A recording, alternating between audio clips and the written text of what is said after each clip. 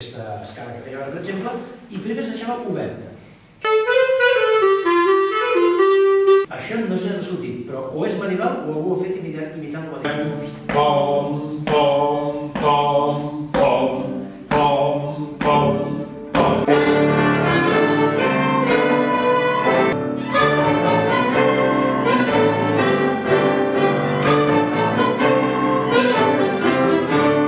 Llavors l'únic que hem fet és organitzar la festa. Exacte. I ara sobre això anem. Bo, bo, bo, bo.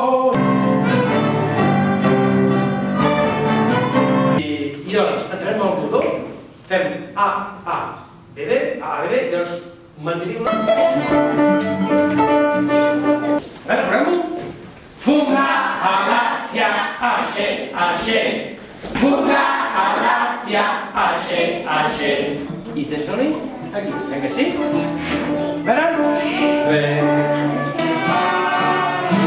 Exacte. Amb el fàcil.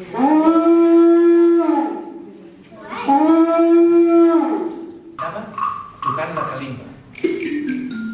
Hola, hola.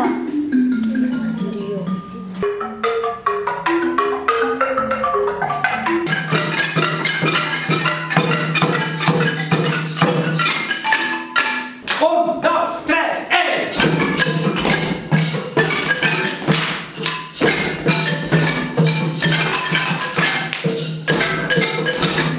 Ha sigut un curs destinat una miqueta a creativitat, a improvisació i a composició destinada a nens molt petits, a infants de 4, 5, 6, 7 anys.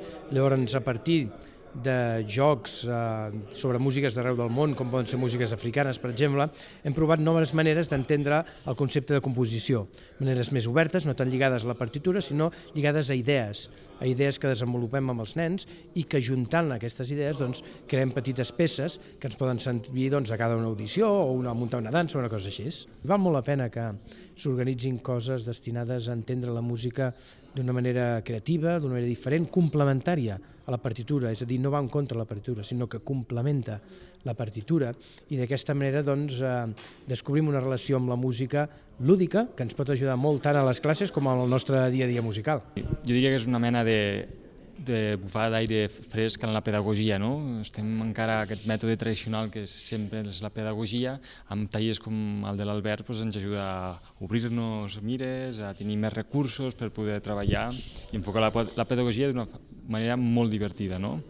I molt amena pels nanos, perquè s'ho puguin passar bé, no? En definitiva. El curs aquest ha estat molt interessant, ja que ens donen moltes idees, que en un principi el músic clàssic i el músic que està acostumat a seguir una ensenyança tradicional clàssica no se planteja, pel simple fet que ell tracta temes molt